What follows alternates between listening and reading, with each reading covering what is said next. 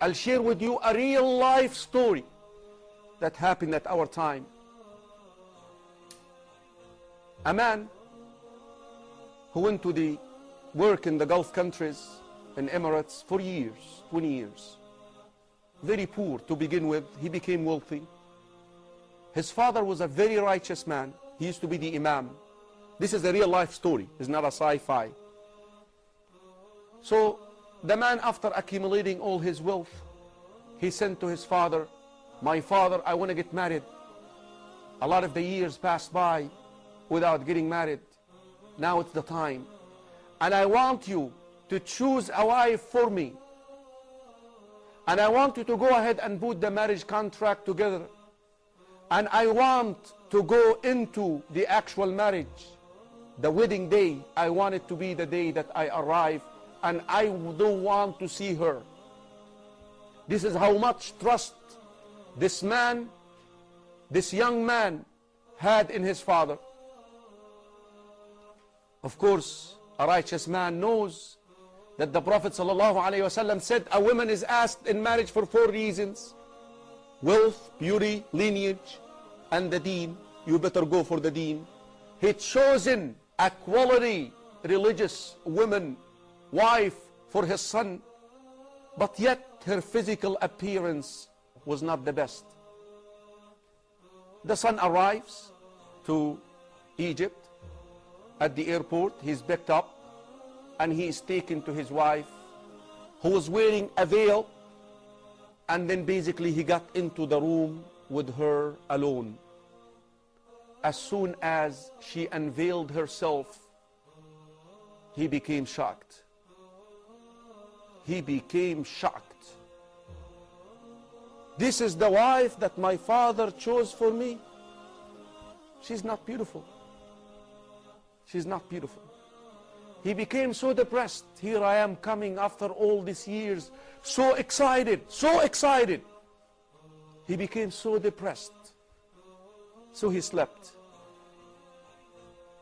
Towards the last third of the night, the wife, who understood the reaction of the husband, she tried to wake him up. He refused. She tried again. He refused. And then she sprinkled water on him to wake him up.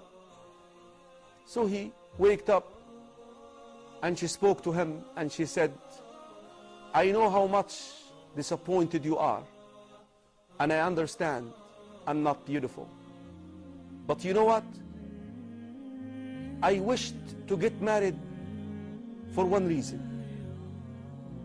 I wanted to implement the hadith of the Prophet ﷺ when he said, رحم الله رجلا, may Allah have mercy on a man who wakes up to pray at night, and then he would wake up his wife, and if she does not wake up, نضح عليها الماء, he would sprinkle water on her to wake up." And this is the segment that she wanted to implement. وَرَحِمَ اللَّهُ امْرَأَةً, a wife, and may Allah subhanahu wa ta'ala have mercy on a woman, grant his mercy to a wife who wakes up to pray tahajjud at night, and she wakes her husband up to pray with her, and if he does not wake up, she sprinkles water in him. Wallahi, I'm so grateful to you that you granted me that wish. I wanted to implement that hadith so much, and I was a little bit hopeless that I will get married because I know I'm not beautiful. Can you please now fulfill the rest of this hadith with me?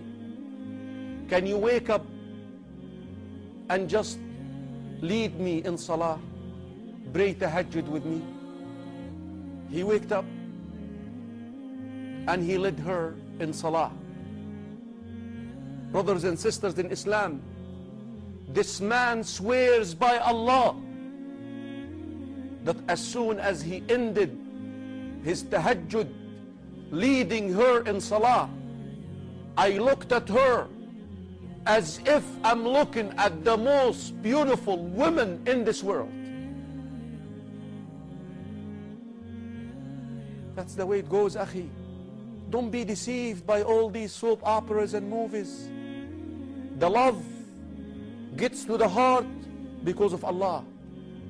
Allah can make you love your husband, but you and your husband obey Allah. Lead your wives in salah. Have your husbands lead you in salah at night.